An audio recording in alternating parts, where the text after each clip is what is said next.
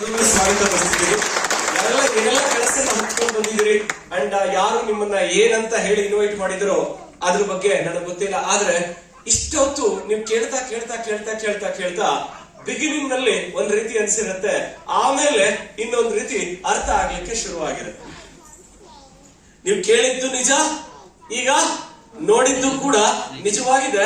ಅದರಲ್ಲಿ ನಿಮ್ಮ ಹಾಗೆ ಬಂದು ಕೂತು ಇವತ್ತು ಯಾವ ತರ ಗೆಲ್ತಾ ಹೊರಟಿದ್ದಾರೆ ಅಂತಕ್ಕಂಥವ್ರ ಅಷ್ಟು ಜನರ ಮಾತನ್ನ ಕೇಳ್ತಾ ಕೇಳ್ತಾ ಕೇಳ್ತಾ ಕೇಳ್ತಾ ಬಿಗಿನಿಂಗ್ ನಲ್ಲಿ ಡೌಟ್ ಇದ್ದಿದ್ದು ಎಲ್ಲೋ ಒಂದು ಕಡೆ ಕ್ಲಾರಿಟಿ ಅಂತ ಅನ್ನಿಸ್ತಾ ಇದೆಯಾ ಹೊಸದಾಗಿ ಬಂದಿರೋರಿಗೆ? ಅದೇ ತರ ಇನ್ನೂ ಕೆಲವೊಬ್ಬರಿಗೆ ಇನ್ನೊಂದ್ ಸ್ವಲ್ಪ ಒಂದು ಕ್ವಶನ್ ಮಾರ್ಕ್ ಇರುತ್ತೆ, ಇದು ಸಾಧ್ಯನಾ ಅಂತ. ಇದು ಸಾಧ್ಯನಾ ಅಂತ ಕೆಲವೊಬ್ರಿಗೆ ಅನ್ಸೋದ್ರಲ್ಲಿ ತಪ್ಪಿಲ್ಲ. ಯಾಕೆ ಅಂತ ಹೇಳಿದ್ರೆ ಇಲ್ಲೇನ್ ಮೇಡಮ್ ಅವರ ಹೈಯೆಸ್ಟ್ ಸಕ್ಸಸ್ ಬಗ್ಗೆ, ಅವರ ಹೈಯೆಸ್ಟ್ ಇನ್ಕಮ್ ಬಗ್ಗೆ ಹೇಳಿದ್ರು, ಅವರ ಡೆವಲಪ್ಮೆಂಟ್ ಬಗ್ಗೆ ಹೇಳಿದ್ರು. ಅದೇ ತರ ಒಬ್ಬ ಆರ್ಡಿನರಿ ಟೈಲರ್ ಇವತ್ತು ಕಾರ್ನಲ್ಲಿ ಓಡಾಡ್ತಿದ್ದಾರೆ, ಅವರ ಲೈಫ್ ಟ್ರಾನ್ಸ್ಫಾರ್ಮ್ ಆಗಿದೆ, ಅವರ ಮಕ್ಕಳಿಗೆ ಒಂದು ಒಳ್ಳೆ ವಿದ್ಯಾಭ್ಯಾಸ ಕೊಡ್ಲಿಕ್ಕೆ ಸಾಧ್ಯವಾಗಿದೆ. ಈಗ ಬೆಂಗಳೂರಿನಲ್ಲಿ ಸ್ವಂತ ಮನೆಯನ್ನ ಕಟ್ಕೊಳ್ಳಿಕ್ಕೆ ಕನಸನ್ನ ಕಾಣೋದು ಮಾತ್ರ ಅಲ್ದಿರ ಆಲ್ರೆಡಿ ಸೈಟ್ ಅನ್ನ ತಗೊಂಡು ನೆನಸು ಮಾಡ್ಕೊಂಡಿದ್ದಾರೆ. ಈಗ ಮನೆ ಕಟ್ಲಿಕ್ಕೂ ನೆಕ್ಸ್ಟ್ ಹೊರಡ್ತಿದ್ದಾರೆ. ಇಂತ ಒಂದು ಚೇಂಜಸ್, ಇಂತ ಒಂದು ಬದಲಾವಣೆ. ಯಾಕಂದ್ರೆ ಹೊರಗಡೆ ಏನೇ ಒಂದು ಕೆಲಸ ಮಾಡಿದ್ರು ಒಂದು ಸೈಟ್ ತಗೋಬೇಕು ಅಂತ ಹೇಳಿದ್ರೆ ಇವತ್ತೊಂದು ಟೈಲರ್ ಬ್ಯಾಕ್ ಗ್ರೌಂಡ್, ಇನ್ನೊಂದು ಬ್ಯಾಕ್ ಗ್ರೌಂಡ್, ಮತ್ತೊಂದು ಬ್ಯಾಕ್ ಗ್ರೌಂಡ್. ಸೈಟ್ ತಗೋಬೇಕು ಅಂದ್ರೆ ಅವ್ರು ಎಲ್ಲಿ ಹೋಗ್ಬೇಕು? ನೆಲಮಂಗ್ಲ ಆಚೆ ಹೋಗ್ಬೇಕು, ಈ ಕಡೆ ಕೆಂಗೇರಿ ಆಚೆ ಹೋಗ್ಬೇಕಾಗತ್ತೆ. ಎಲ್ಲಿ ಒಂದು 15 ಲಕ್ಷ 20 ಲಕ್ಷ ಕೊಟ್ಟು ಸೈಟ್ ತಗೊಳ್ಳಿಕ್ಕೆ. ಆದ್ರೆ 15-20 ಲಕ್ಷ ಕೊಟ್ಟು ಸೈಟ್ ತಗೊಳ್ಳಿಕ್ಕೂ ಕೂಡ ಪೂರ್ತಿ ಹಣ ಅವ್ರ ಹತ್ರ ಇರುತ್ತೋ ಇರಲ್ವೋ ಗೊತ್ತಿಲ್ಲ. ಆದ್ರೆ ಈ ಸಂದರ್ಭದಲ್ಲಿ ಲಕ್ಷ್ಮೀ ಪುತ್ರ ಅಂತ ಹೇಳಿದ್ರಲ್ಲ, ಥ್ಯಾಂಕ್ ಯು. ಆದ್ರೆ ಈ ಲಕ್ಷ್ಮೀ ಪುತ್ರ ಅನ್ನೋ ಪಟ್ಟ ತಗೊಳ್ಳಿಕ್ಕೆ ಕಾರಣ ಏನ್ ಗೊತ್ತಾ? ಯಾವಾಗ ನೇರ ಮಾರುಕಟ್ಟೆಯಲ್ಲಿ ನಾನು ಕೂಡ ನಿಮ್ ಹಾಗೆ ಬಂದು ಕೂತ್ನೋ, ಆಗ ಕಾಲೇಜ್ ಓದ್ತಾ ಇದ್ದೆ. ಕಾಲೇಜ್ ಓದ್ಬೇಕಾದ್ರೆ ಅಪ್ಪನ ಹತ್ರ ಪಾಕೆಟ್ ಮನಿ ಕೇಳ್ತಾ ಕೇಳ್ತಾ ಕೇಳ್ತಾ ಕೇಳ್ತಾ ಈ ಮೀಟಿಂಗ್ ನ ಕೂತ್ಕೊಂಡು ಫಸ್ಟ್ ಟೈಮ್ ಕೇಳಿದಾಗ ನನ್ನ ಸ್ವಂತ ಪಾಕೆಟ್ ಮನಿಯನ್ನ ನಾನ್ ಸಂಪಾದನೆ ಮಾಡ್ಕೊಳ್ಳಿಕ್ಕೆ ಈ ಬಿಸ್ನೆಸ್ ಸೂಕ್ತ ಅನ್ಸುತ್ತೆ ಅಂತ ಹೇಳಿ ನೇರ ಮಾರುಕಟ್ಟೆ ಶುರು ಮಾಡಿದೆ. ಎಷ್ಟು? 2,000 ರೂಪಾಯಿ ಬಂದ್ರೆ ಒಂದ್ ಪಾಕೆಟ್ ಮನಿಗೆ ಸಾಕು ಅಂತ ಹೇಳಿ ಶುರು ಮಾಡಿದೆ. ಇದೇ ತರ ಪ್ರತಿಯೊಂದು ಮೀಟಿಂಗ್ ಅಟೆಂಡ್ ಮಾಡ್ತಾ ಮಾಡ್ತಾ ಮಾಡ್ತಾ ಈ ಬಿಸ್ನೆಸ್ ಎಂತ ದೊಡ್ಡ ಬಿಸ್ನೆಸ್ ಅನ್ನೋ ಒಂದು ವಿಷಯ ಅರ್ಥ ಆದಾಗ ಇದರಲ್ಲಿ ಸಂಪೂರ್ಣವಾಗಿ ನನ್ನನ್ನ ನಾನು ತೊಡಗಿಸ್ಕೊಂಡೆ. ಯಾಕಂದ್ರೆ ಬಿಗಿನಿಂಗ್ ನಲ್ಲಿ ಈ ಬಿಸ್ನೆಸ್ ಯಾರಿಗೂ ಅಷ್ಟೊಂದು ಅರ್ಥ ಆಗೋದಿಲ್ಲ. ಒಂದೇ ಒಂದು ವಿಷಯ ಅರ್ಥ ಆಗುತ್ತೆ, ಅವರೆಲ್ಲ ಗೆದ್ದಿದ್ದಾರೆ ಅಂದ್ರೆ ನಾನು ಕೂಡ ಗೆಲ್ಲಬಹುದು ಅನ್ನೋ ಒಂದೇ ಒಂದು ಬೀಜ ನಮ್ಮೊಳಗಡೆ ಬಿತ್ತು ಮೊಳಕೆಡಲಿಕ್ಕೆ ಶುರುವಾಗುತ್ತೆ. ಯಾವಾಗ ಇದರಲ್ಲಿ ಟ್ರೈನಿಂಗ್ ಗಳನ್ನ ಅಟೆಂಡ್ ಮಾಡ್ತಾ ಹೋಗ್ತೀವಿ, ಯಾವಾಗ ಇದರಲ್ಲಿ ಈ ಬಿಸ್ನೆಸ್ ನಲ್ಲಿ ಗೆದ್ದಿರೋರ್ನ ನೋಡ್ತಾ ಹೋಗ್ತೀವಿ, ಆ ಗೆದ್ದಿರೋರು ನೋಡ್ತಾ ನೋಡ್ತಾ ಅವ್ರ ಮಾತುಗಳನ್ನ ಕೇಳ್ತಾ ಕೇಳ್ತಾ ಕೇಳ್ತಾ ನಾನು ಗೆಲ್ಲಬಹುದು ಅನ್ನೋ ಒಂದು ನಂಬಿಕೆ ಡೇ ಬೈ ಡೇ ಬೆಳಿಲಿಕ್ಕೆ ಶುರುವಾಗುತ್ತೆ. ಈ ತರ ನನ್ನಲ್ಲೂ ನಂಬಿಕೆ ಅನ್ನೋದು ಶುರುವಾದಾಗ ನಾನು ಈ ಬಿಸ್ನೆಸ್ ನಲ್ಲಿ ದೊಡ್ಡ ಮಟ್ಟದಲ್ಲಿ ಬೆಳಿಬಹುದು ಅನ್ನೋ ಒಂದು ವಿಚಾರವನ್ನ ತಿಳ್ಕೊಂಡು ಈ ಬಿಸ್ನೆಸ್ ನಲ್ಲಿ ಸಂಪೂರ್ಣವಾಗಿ ಇನ್ವಾಲ್ವ್ ಆದಾಗ ಕೆಲವೊಬ್ರು ರಿಲೇಷನ್ ಹೇಳ್ತಾರೆ, ಅಲ್ಲ ನೀ ಯಾಕೆ ಇದೆಲ್ಲ ಊರೂರು ಸುತ್ತಾ ಇದೀಯಾ, ಇವತ್ತು ಆ ಊರು ಇವತ್ತು ಈ ಊರು ಅಂತೇಳಿ ರೌಂಡ್ ಆಗ್ತಾ ಇದೀಯಾ, ಬೆಂಗಳೂರಿನಲ್ಲಿ ಇದೆಯಾ, ಯಾವ್ದಾನ ಒಂದು ಕಂಪನಿ ಕೆಲ್ಸಕ್ಕೆ ಸೇರ್ಕೊಂಡ್ರೆ ಅಚ್ಚುಕಟ್ಟಾಗಿ ಬೆಳಗ್ಗೆ ಹೋದ ಸಂಜೆ ಬಂದ ಅಂತಿರ್ತೀರಾ, ಈ ತರ ಎಲ್ಲ ಯಾಕೆ ಸುಮ್ಮನೆ ಸುತ್ತಿದ್ಯಾ ಅಂತ ಹೇಳಿದ್ರು. ಯಾಕಂತ ಹೇಳಿದ್ರೆ ಆ ರೀತಿ ಸುತ್ತಿದ್ವಿ ವಿತೌಟ್ ಎಫರ್ಟ್.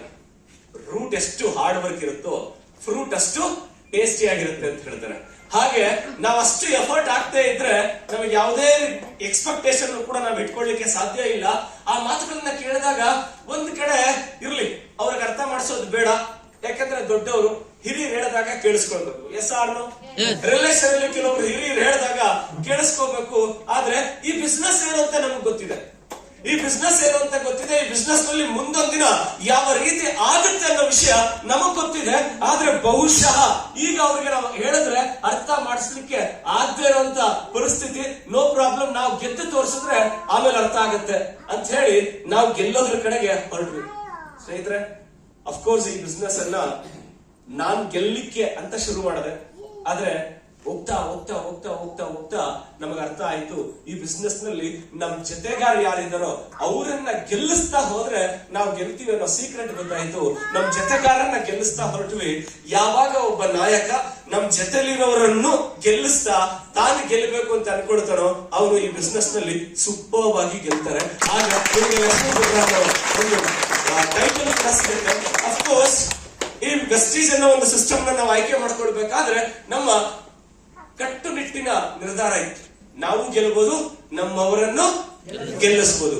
ನಮ್ಮವರನ್ನ ಗೆಲ್ಲಿಸ್ತಾ ಹೊರಟ್ರೆ ನಾವು ಕೂಡ ಗೆಲ್ತೀವಿ ಅನ್ನೋ ಒಂದು ಪದಕ್ಕೆ ಒಂದು ಸ್ಟೇಟ್ಮೆಂಟ್, ನಮ್ಮ ದರ್ಶನ್ ಅವರ ಒಂದು ಸ್ಟೇಟ್ಮೆಂಟ್ ಜ್ಞಾಪಕ ಬರುತ್ತೆ. ಆ ಸ್ಟೇಟ್ಮೆಂಟ್ ಯಾವುದು ಅಂದ್ರೆ, ಯೋಗ್ಯತೆ ಇದ್ರೆ ಯೋಗ ಬಂದೇ ಬರುತ್ತೆ ಅಂತ. ನೇರ ಮಾರುಕಟ್ಟೆಯಲ್ಲಿ ಅನೇಕ ವರ್ಷಗಳ ಪ್ರಯತ್ನದಲ್ಲಿ, ಅನೇಕ ವರ್ಷಾನುಗಟ್ಟಲೆ ಪ್ರಯತ್ನ ಪಡ್ತಾ ಇದ್ದಾಗ ನೇರ ಮಾರುಕಟ್ಟೆಯಲ್ಲೇ ಒಂದು ಅದ್ಭುತವಾದಂತ ಒಂದು ಕಂಪನಿ ಮರಳುಗಾಡಿನಲ್ಲಿ ಓಯಾಸಿಸ್ ಸಿಕ್ಕದಂಗೆ ಡೈರೆಕ್ಟ್ ಸೆಲ್ಲಿಂಗ್ ಇಂಡಸ್ಟ್ರಿನಲ್ಲೇ ಅದೊಂದು ಕಾಲ ಇತ್ತು.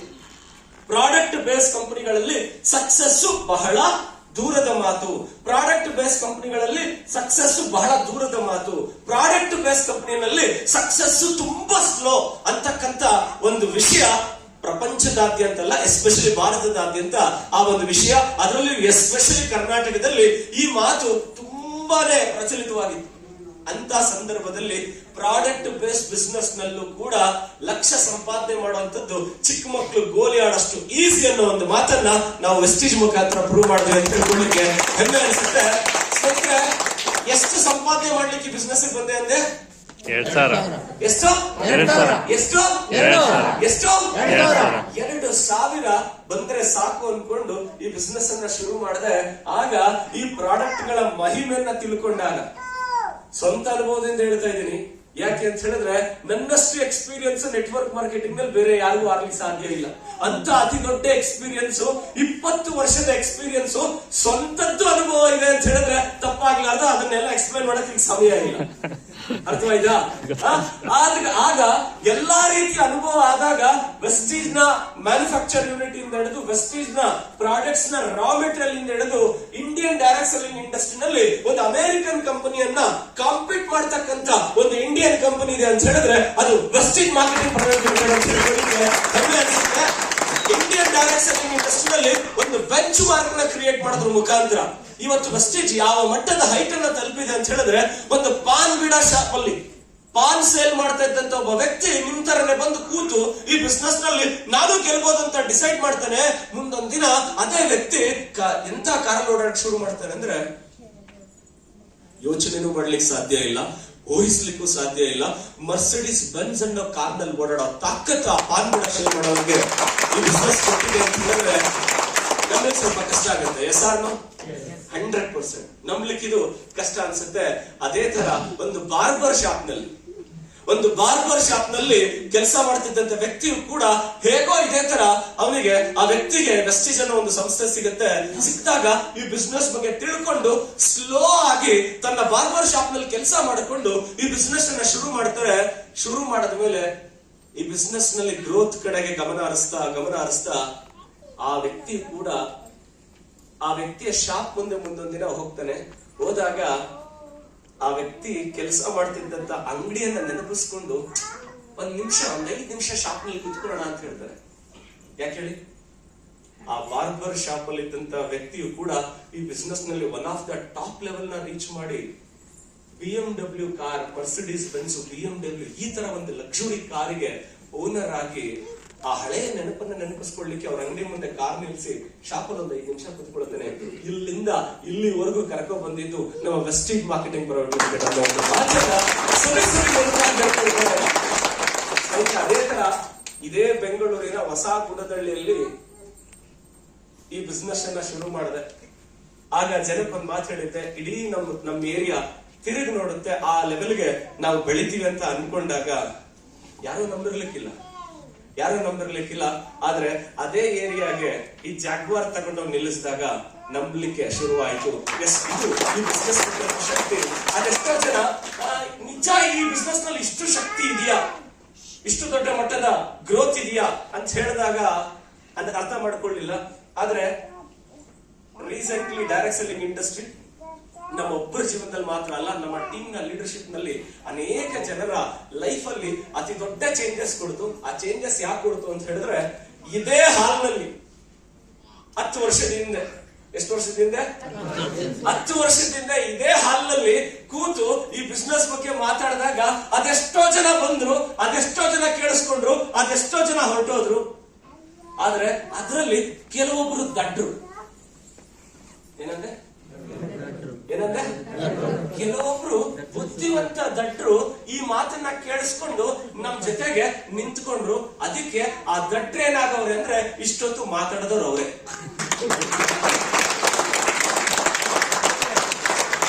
ಇಲ್ಲೊಬ್ಬ ದಡ್ಡ ಇವರೆಲ್ಲರನ್ನು ಸಾಥ್ ಕೊಟ್ಟಂತ ಇನ್ನೊಬ್ಬ ಅತಿಯಾದ ದಡ್ಡ, ಅವನ ಹೆಸರು ಅವನ ಹೆಸರೇ ಮಂಜುನಾಥ, ಅವನೇ ನಾನು ಅಂತ ಹೇಳಿ ಬಹಳ ಆದ್ರೆ ನಾನು ದಡ್ಡದ ತರ ಈ ಬಿಸ್ನೆಸ್ ನನ್ನ ಗಟ್ಟಿಯಾಗಿ ಹಿಡ್ಕೊಂಡೆ. ನೇರ ಮಾರುಕಟ್ಟೆಯಲ್ಲಿ ವೆಸ್ಟೀಜ್ ನ ಗಟ್ಟಿಯಾಗಿ ಹಿಡ್ಕೊಂಡೆ. ನೋಡಿ ವೆಸ್ಟೀಜ್ ಎಷ್ಟು ನಮ್ಮನ್ನ ಗಮನ ಸೆಳೀತು ಅಂದ್ರೆ ನಾನೇ ದೂರ ಹೋದ್ರು ಅದು ನನ್ನನ್ನು ವಾಪಸ್ ಹೇಳ್ಕೊಂಡು ಬಂತು. ನಾನೇ ದೂರ ಹೋದ್ರು ಅದು ನನ್ನನ್ನು ವಾಪಸ್ ಹೇಳ್ಕೊಂಡು ಬಂತು. ಯಾಕೆ ಅಂತ ಹೇಳಿದ್ರೆ ಮನದಾಳದಲ್ಲಿ ನಾವು ಅಷ್ಟು ಇಷ್ಟಪಟ್ಟಿದ್ವಿ, ಹಾಗಾಗಿ ಮತ್ತೆ ಅದು ನಮ್ಮನ್ನು ವಾಪಸ್ ಎಳ್ಕೊಂಡು ಬಂತು. ಇವತ್ತು ಸ್ನೇಹಿತರೆ, ಈ ಬಿಸ್ನೆಸ್ ನನಗೆ ಎಂತ ಶಕ್ತಿ ಕೊಡ್ತು ಅಂತ ಹೇಳಿದ್ರೆ 300 ಜನ ಕಾರ್ಯಚೀವರ್ಸ್ ನ ಹುಟ್ಟಾಕ್ತಕ್ಕಂತ ತಾಕತ್ತು ಈ ಬಿಸ್ನೆಸ್ ಕೊಡ್ತು. ಮುಂದಿನ ದಿನಗಳಲ್ಲಿ 3000 ಜನ ಕಾರ್ಯಚೀವರ್ಸ್ ನ ಹುಟ್ಟಾಕ್ತಿ ಅಂತ ಹೇಳಕ್ಕೆ ಖುಷಿ ಆಗುತ್ತೆ. ಅದಕ್ಕಿಂತ ಹೆಚ್ಚಾಗಿ ಯಾರ್ಯಾರಿಗೆ ಮಾತು ಕೊಟ್ಟವು, ಯಾರ್ಯಾರು ನಮ್ ಜೊತೆ ನಿಂತ್ರು, ನೋಡಿ 2 ವಿಚಾರ. ಯಾರ್ಯಾರು ಮಾತು ಕೊಟ್ಟವು, ಆ ಮಾತನ್ನ ಯಾರ್ಯಾರು ಅರ್ಥ ಮಾಡ್ಕೊಂಡು ನಮ್ ಜೊತೆ ನಿಂತ್ರು, ಇವತ್ತು ಕೊಟ್ಟಿದ್ ಮಾತು ಉಳಿಸ್ಕೊಂಡಿದೀವಿ. ನಮ್ ಜೊತೆ ನಿಂತಿರೋರು ಕೂಡ ಬಹಳ ಖುಷಿಯಾಗಿದ್ದಾರೆ. ಒಂದ್ 20,000 ಬಂದ್ರೆ ಸಾಕು. ಎಷ್ಟು ಎಷ್ಟು ಈಗ ಈ ಮಾತು ಹೇಳ್ತಾ ಇರ್ಬೇಕಾದ್ರೆ ಇದೇ ಬೆಂಗಳೂರಿನಲ್ಲಿ ಒಂದು ಕಪಲ್ಸ್ ನನ್ನನ್ನ ಪರಿಚಯ ಆದ್ರು. ನಾನು ಅವರಿಗೆ 6 ತಿಂಗಳ ಕಾಲ ಈ ಬಿಸ್ನೆಸ್ ಬಗ್ಗೆ ಶತಾಯಗತಾಯ ಹೇಳ್ತಿದ್ದೆ.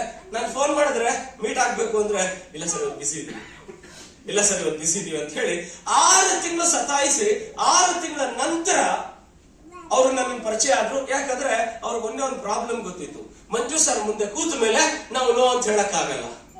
ಅವ್ರು ಹೆಂಗಾದ್ರೂ ಮಾಡಿ ನಮಗೆ ಅರ್ಥ ಮಾಡಿಸ್ಬಿಡ್ತಾರೆ. ಅವ್ರ ಮುಂದೆ ಕೂತ್ರೆ ನಾವು ನೋ ಅಂತ ಹೇಳಕ್ ಸಾಧ್ಯನೇ ಇಲ್ಲ. ಹಾಗಾಗಿ ಅವ್ರ ಮುಂದೆ ಕೂತ್ಕೊಳ್ಳೋದೇ ಬೇಡ, ಅವ್ರನ್ನ ಮೀಟ್ ಆಗೋದೇ ಬೇಡ ಅಂತ ಹೇಳಿ 6 ತಿಂಗಳು ತಳೆದ್ರು. ಆದ್ರೆ 6 ತಿಂಗಳಲ್ಲಿ ನಮ್ಮಲ್ಲಾದಂತ ಬೆಳವಣಿಗೆ ನೋಡಿ ಆಮೇಲೆ ಆಯ್ತು ಸರ್ ಮೀಟ್ ಆಗೋಣ ಬನ್ನಿ ಅಂತ ಕರೆದ್ರು. ಆ ಗಂಡ ಹೆಂಡತಿ ಹೇಳಿದ್ ಈ ಮಾತು ಈಗಲೂ ನೆನಪಿದೆ. ಸರ್ ನಮ್ಮ ಯಜಮಾನ್ರಿಗೆ ಒಂದು 13,000 ಸ್ಯಾಲರಿ ತಗೋತಿದ್ದಾರೆ, ಹೆಂಗಾನ ಈ ಬಿಸ್ನೆಸ್ ನ ಒಂದು 25,000 ಬರೋಂಗ್ ಹಾಕ್ಬಿಟ್ರೆ ಆ ರಾಘವೇಂದ್ರನ್ನ ಭಕ್ತಿಯಿಂದ ಇನ್ನಷ್ಟು ಪೂಜೆ ಮಾಡ್ತೀವಿ ಸರ್ ಅಂದ್ರು. ಆದ್ರೆ ಅವ್ರಿಗೆ 25,000 ಬಂತು. ಆಮೇಲೆ ಹೇಳಿದ್ರು ಸರ್ ಹೆಂಗಾನ ಮಾಡೋಣ 50,000 ಬಂದ್ಬಿಟ್ರೆ ಚೆನ್ನಾಗಿರುತ್ತೆ ಅಂದ್ರು. 50,000 ಬಂತು, 1 ಲಕ್ಷ ಬಂತು, 2 ಲಕ್ಷ ಬಂತು. ಅವ್ರ highest check I think 3.5 lakhs 3ರಿಂದ 3.5 ಲಕ್ಷ ಸಂಪಾದನೆ ಮಾಡ್ತಿದ್ರು. ನಾನು ಅವ್ರನ್ನ ಮೀಟ್ ಆದಾಗ ಬಾಡಿಗೆ ಮನೇಲಿದ್ರು. ಆದ್ರೆ ಇವತ್ತು ಒಂದು 80 ಲಕ್ಷದ ಸ್ವಂತ ಮನೇಲಿದೆ ಅಷ್ಟೇ.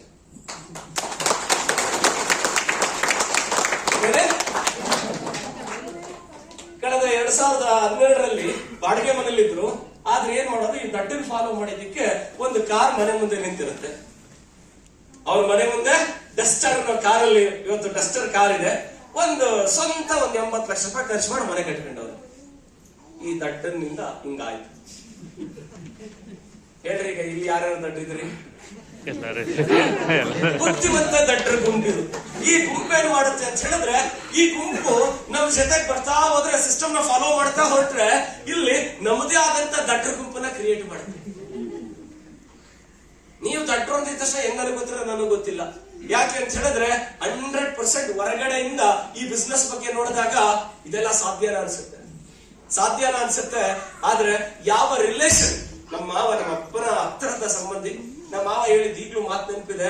ಅಲ್ಲ ಯಾವ್ದಾರ ಒಂದು ಕಂಪ್ನಿ ಸೇರ್ಕೊಂಡು ಬೆಳಿಗ್ಗೆ ಹೋದ ಸಂಜೆ ಬಂದ ಅಂತ ಇದ್ದಿದ್ರೆ ಚೆನ್ನಾಗಿರೋದು ಅಂತ. ಆಗ ಇನ್ನೊಬ್ಬ ಮಾವ ರೀಸೆಂಟ್ಲಿ ಒಂದು 4 ವರ್ಷದ ಕೆಳಗಡೆ ಹೆಂಗನ ಮಾಡಿ ನನ್ನ ಮಗನ್ನು ನಿನ್ ಜೊತೆಗೆ ಹಾಕು, ಹೆಂಗನ ಮಾಡಿ ನನ್ನ ಮಗನ್ನು ನಿನ್ ಜೊತೆಗೆ ಹಾಕೊಂಡು ಸ್ವಲ್ಪ ಪಳಗ್ಸು ಅಂತ ಹೇಳೋ ಒಂದು ಸಂದರ್ಭ ಬಂದಿದೆ.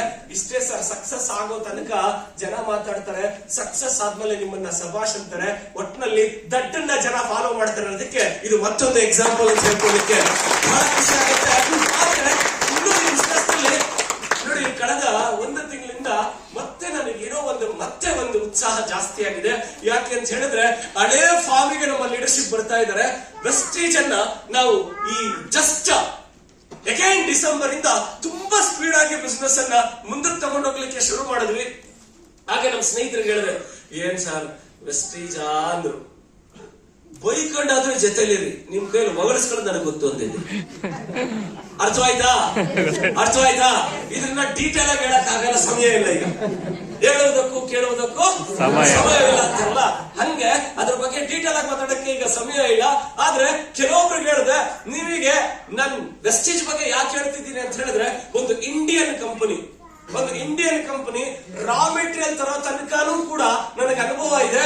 ಇಷ್ಟು ಅನುಭವ ಇಟ್ಕೊಂಡು ಹೇಳ್ತೀನಿ, ನಮ್ ಟೀಮಿಗೆ ವೆಸ್ಟೀಜ್ ಅಷ್ಟು ಸೇಫೆಸ್ಟ್ ಪ್ಲೇಸ್ ಮತ್ತೊಂದಿಲ್ಲ ಅಂತ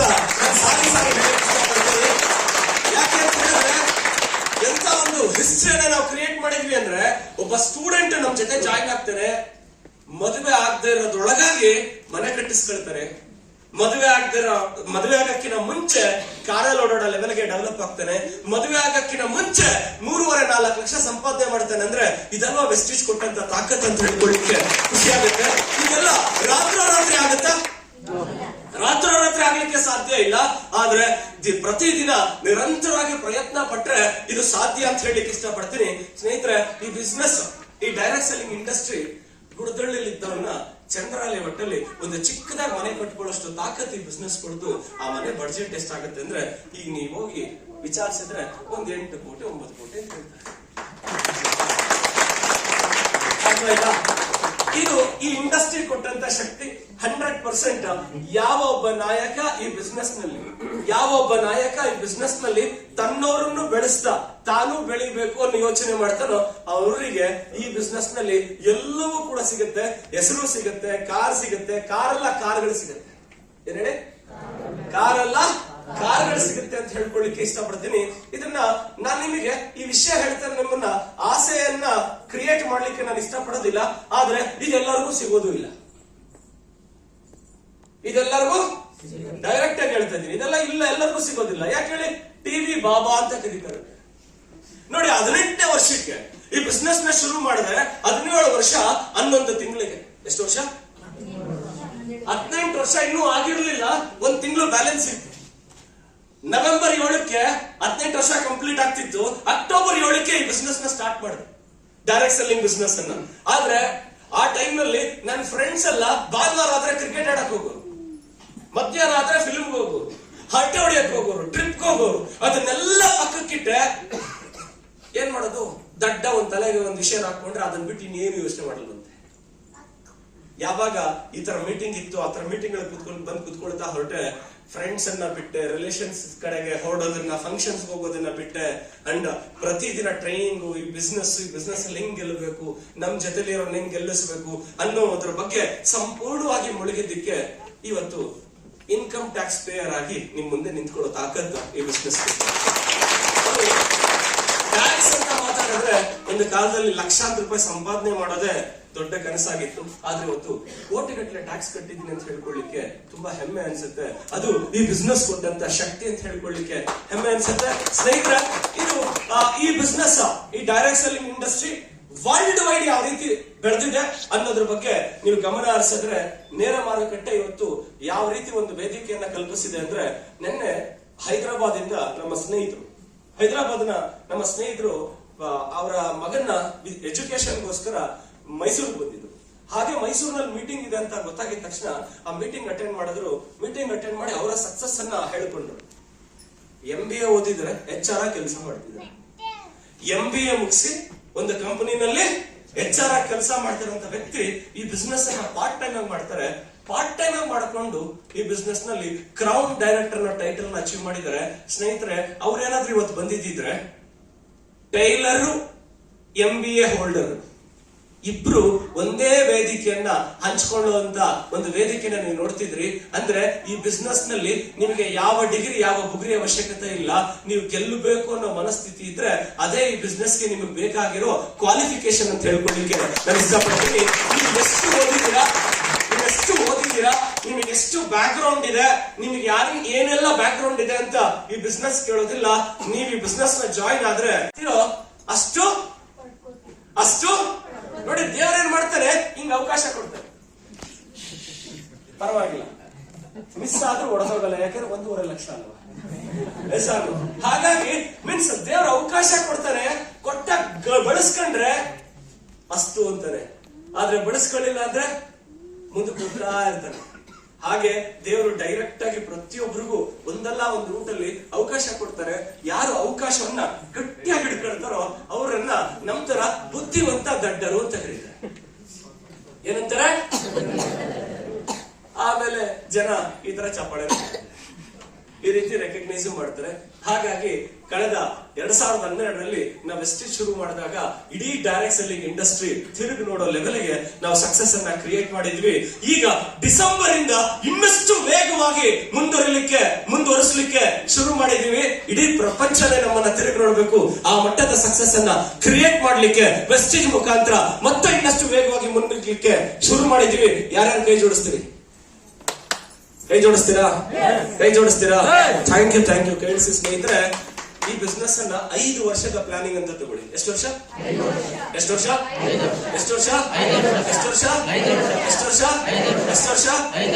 ಸ್ವಲ್ಪ ಸಪೋರ್ಟ್ ತಗೊಳ್ತೀನಿ. ನಿನ್ನ ಹೆಸರು? ಹರೀಶ್. ನೀನ್ ಜಾಯ್ನ್ ಆಗಿದೆಯಾ ವೆಸ್ಟೇಜ್ಗೆ? ಎಷ್ಟು ವರ್ಷದಿಂದ? 4 years ಆಯ್ತು. 4 years ಆಯ್ತು. ಅಂದ್ರೆ ಈಗ ಮತ್ತೆ ಡಿಸೆಂಬರ್ ಇಂದನೇ ಸ್ಟಾರ್ಟ್ ಮಾಡಿದ್ದು ಅಲ್ವಾ? 4 ವರ್ಷದಿಂದ ಸ್ಟಾರ್ಟ್ ಮಾಡಿದ ಕಾರಣಾಂತರಗಳಿಂದ 3.5 ವರ್ಷ ಬ್ರೇಕ್ ತಗೊಂಡಿದ್ರು. ಅದು ನಮ್ಮಿಂದನೇ ಸಾಧ್ಯವಾಯ್ತು. ಆಯ್ತಾ? ಅದೆಲ್ಲ ಈಗ ಡೀಟೇಲ್ ಹೇಳೋದು ಬೇಡ. ಅಂದ್ರೆ ಈಗ ಡಿಸೆಂಬರ್ಗೆ ಎಗೈನ್ ಸ್ಟಾರ್ಟ್ ಮಾಡಿದ್ದೇನೆ. ಅಂದ್ರೆ ನಾನು ಈ ಹುಡುಗನ್ನ ಮದುವೆ ಆಗಿದೆಯಾ?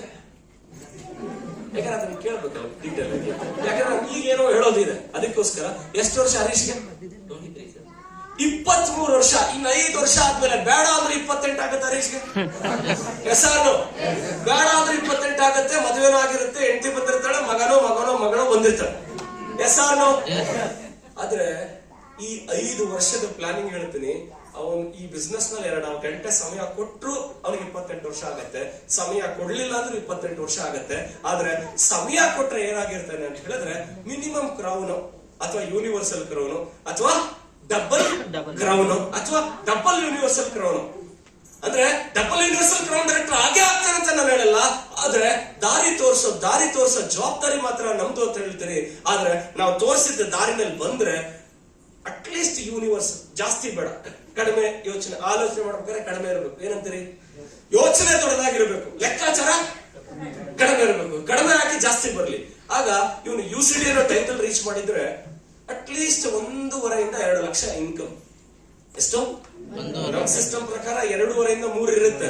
ಆದ್ರೆ ಲೆಕ್ಕಾಚಾರ ಹಾಕ್ಬೇಕಾದ್ರೆ ಹೆಂಗಿರ್ಬೇಕು? ಕಡಿಮೆ ಇರಬೇಕು. 1.5 ಇಂದ 2 ಲಕ್ಷ ಇನ್ಕಮ್ ಬಂದಾಗ ಇವನು ತುಂಬಾ ಬೇಜಾರಾಗುತ್ತೆ.